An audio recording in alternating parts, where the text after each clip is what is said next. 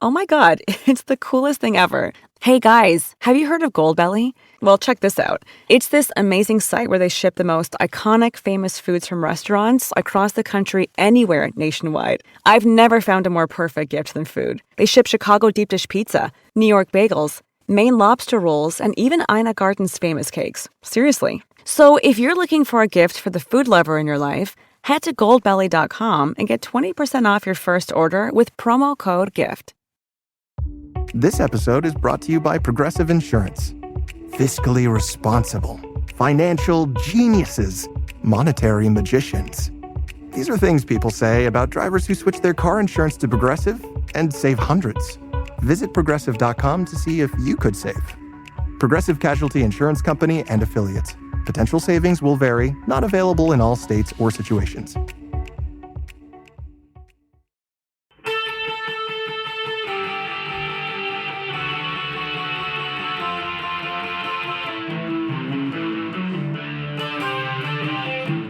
This is the Daily Blast from the New Republic, produced and presented by the DSR Network. I'm your host, Greg Sargent.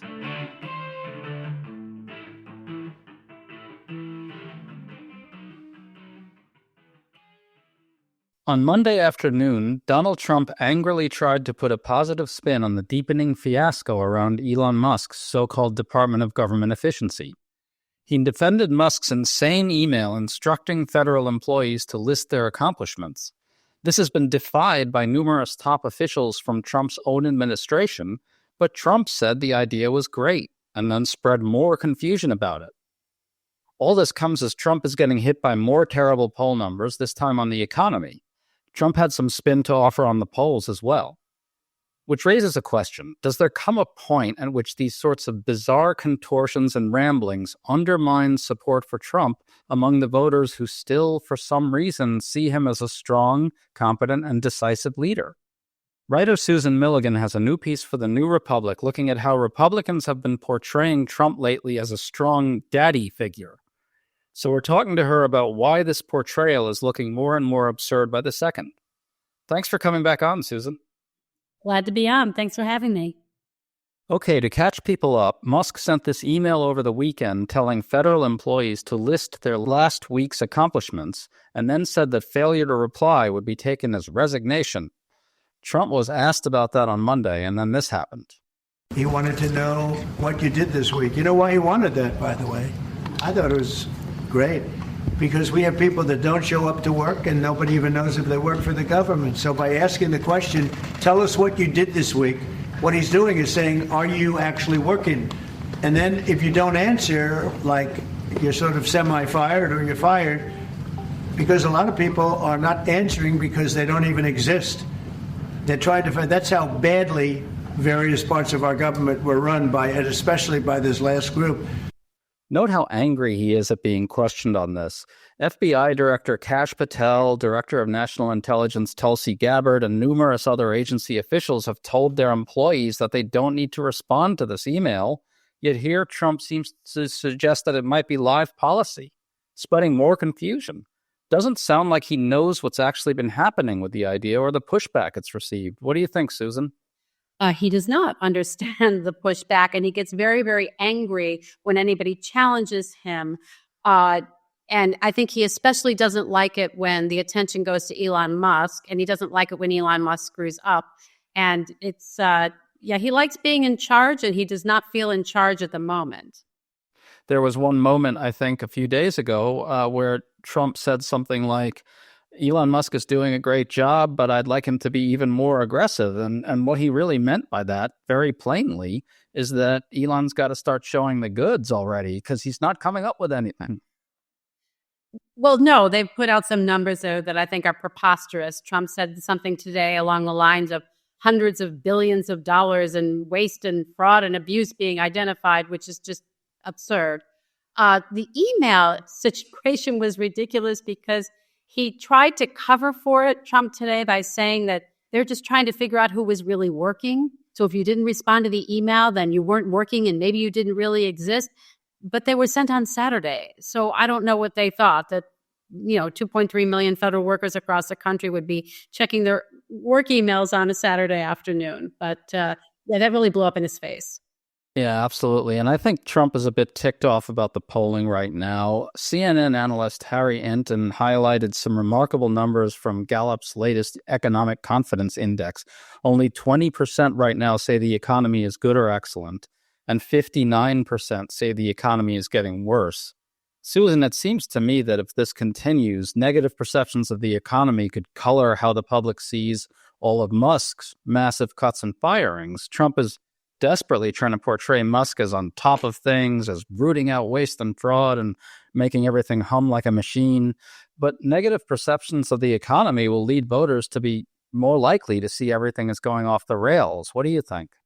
I think that's absolutely true. And we've seen that in some town halls in Republican districts where residents have gotten very upset about some of the cuts and people they know who lost their jobs.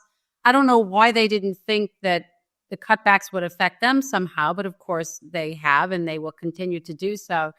And look, I think there's a fundamental problem here where Musk and Trump have this idea that the government is like a business and that you can run it as some sort of profit-making enterprise and, cut this here and increase the bottom line, when it's an institution that provides services to people. And so even the people in red states who say they're upset about spending and waste, they also want government services, and I think now they're starting to realize that they might not get them.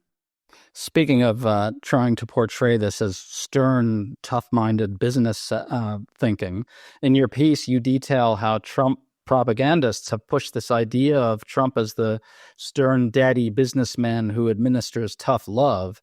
Tucker Carlson said a while back that Trump winning the election would mean, quote, daddy comes home and he's pissed. Mel Gibson, who's MAGA now, recently said of Trump, I'm glad Trump's here. It's like daddy arrived and he's taking his belt off. Why anyone would be glad about that, I don't know, but maybe Mel Gibson has some reason for that. You write that this idea has a long history in punditry about the GOP. Can you talk about that?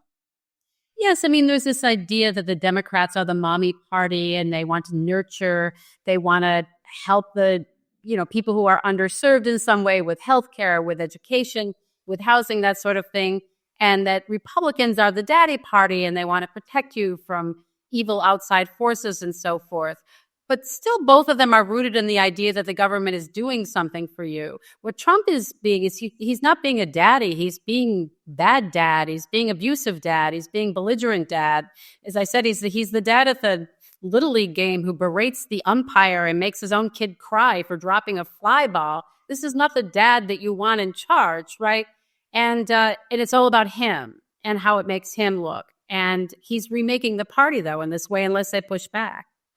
Well, the daddy mystique does break apart when all this incompetence comes to the fore. I mean, I think it's worth noting that there's a really creepy, cultish kind of quality to all the daddy talk about Trump. But that aside, there's something deadly serious going on here, which is that Trump has staked a lot on Musk and DOGE, very prominently deputizing Musk to find waste, fraud, and corruption in the government. And the story has uniformly been that Trump is finding nothing. The whole thing has been a comedy of errors. Well, yes. And the fact that he brought Elon Musk in and Musk has kind of outshone Trump in many ways. We've all seen the memes out there that make it look like Trump actually is reporting to Musk. But with Musk screwing up in this way, not finding waste, fraud, and abuse, firing nuclear safety people and then going, oops, I guess we kind of need them, to protect the country. Maybe we can hire them back. It was just this really just haphazard effort to cut the government, and it's just not working. And they're getting a pushback already. I want to talk about this other moment during Trump's press conference today when he tried to put a positive spin on the polling. He talked about a Harris poll, which supposedly found that, large majorities support what Trump and Musk are doing. Listen to this. That was also part of the Harvard poll. Do you agree with what President Trump is doing with Elon and others that are looking for the waste, fraud, and abuse? And the numbers were staggering. It was like 70% to 2%. Everybody wants to find out. They don't like it. Susan, what do you think of that? I looked at that Harvard-Harris poll, and it's completely different from every other poll that I've seen. it's an outlier at the least. So, but he likes to do that. He likes to pick the poll that looks good for him. He likes to call on the reporter, and I put little air quotes around that when that looks good for him. I think at one press conference, he called on someone who was actually supposedly a reporter for X, Elon Musk's social media site. And of course, he won't let AP in the room. So he's trying to find a way to convince everyone that the country thinks as highly of him as he thinks of himself. But I don't know how long that's going to work. It really seems like things are going south rather quickly for these guys, doesn't it? I mean, we did have a bit of a honeymoon, and there was some good polling for him at the outset, but then a number of polls found majority disapproval of Trump's performance, never mind Musk's, which is polls even worse. It seems to me that this whole thing has really gotten out of hand very quickly, and I don't understand where Trump's political team is. They seem to be completely absent. These are obviously pretty hard-headed people, Susie Wiles, his chief of staff, those types of people who were on the campaign and frankly did a pretty damn good job. I hate to admit it, but they did. I don't know where they are on this. It seems like they're just completely MIA. Yes, I wondered about that myself. And, we can talk about the Russia developments as well. I mean, the United States siding with Russia today at the United Nations was pretty embarrassing. And I agree that most people are going to be more moved by the economy and whether they lost their job or a family member lost their job because of DOGE. But it's a pretty dramatic thing. And when Macron corrected him, like actually took his arm when they had a meeting in the Oval Office and invited the press in, well, except for the AP, invited the press in, and actually took Trump's arm to correct him when Trump said, you made loans, you're going to get paid back, and we're not going to get paid back.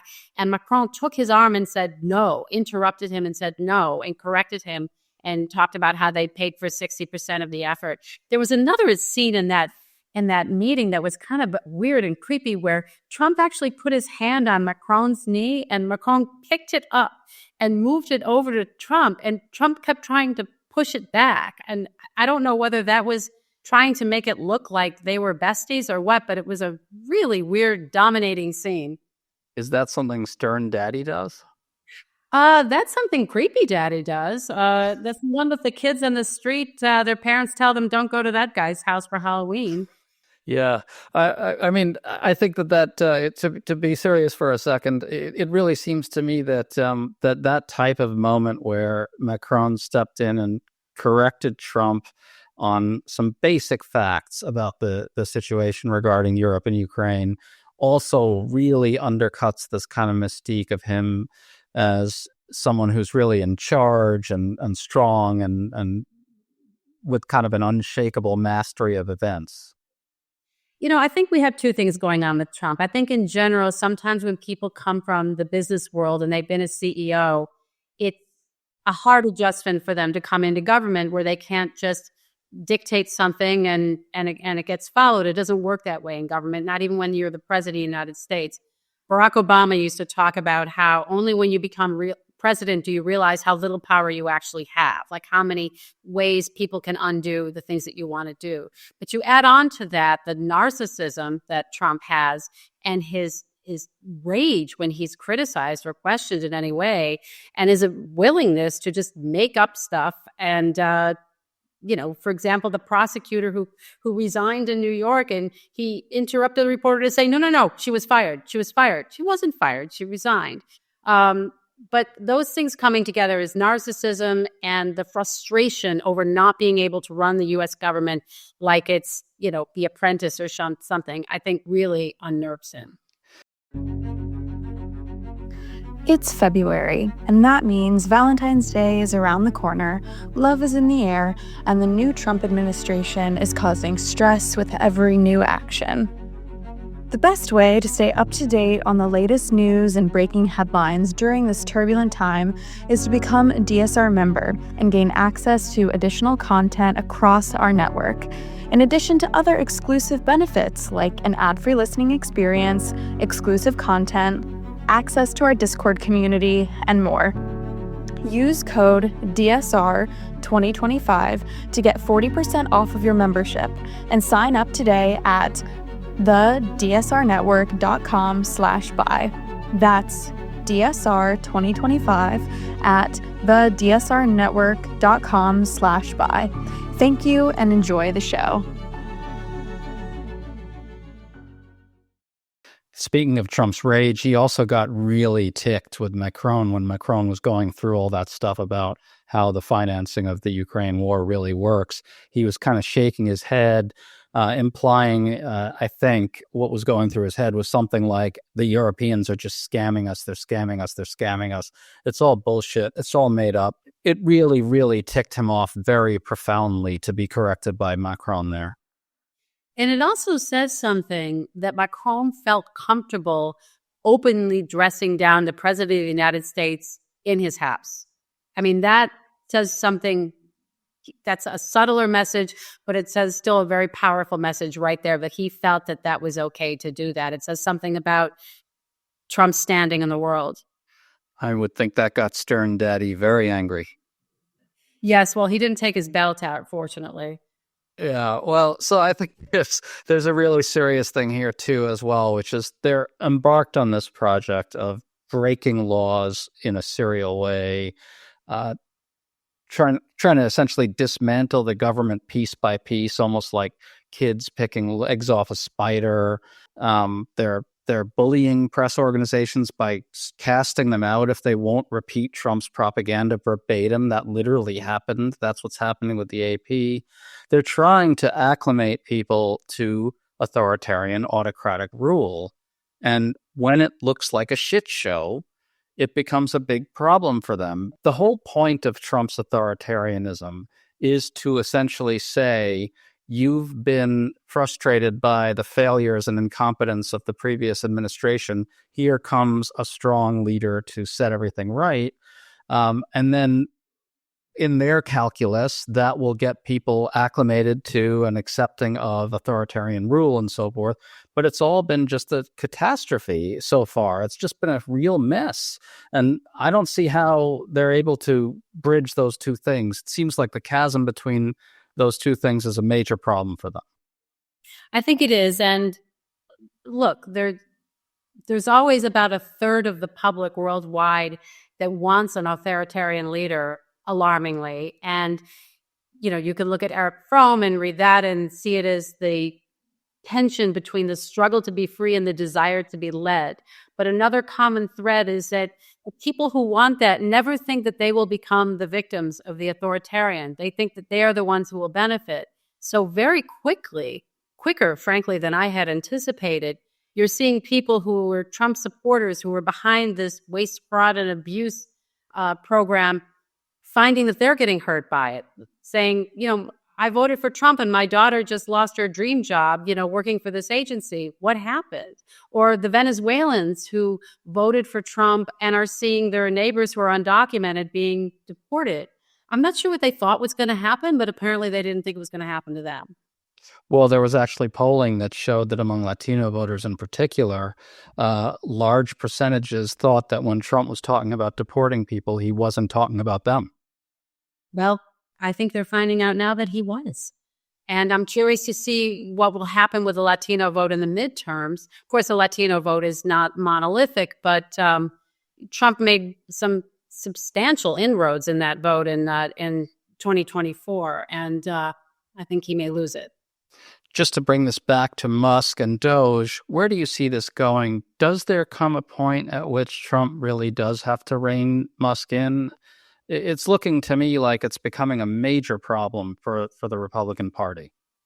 I think it is, especially because Musk himself is the embodiment of this, sort of autocrat and, very narcissistic and the way he ran things at his companies where he did the same thing. He offered people this voluntary resignation and he'd give you a payout and then it turns out they didn't get the money, that sort of thing.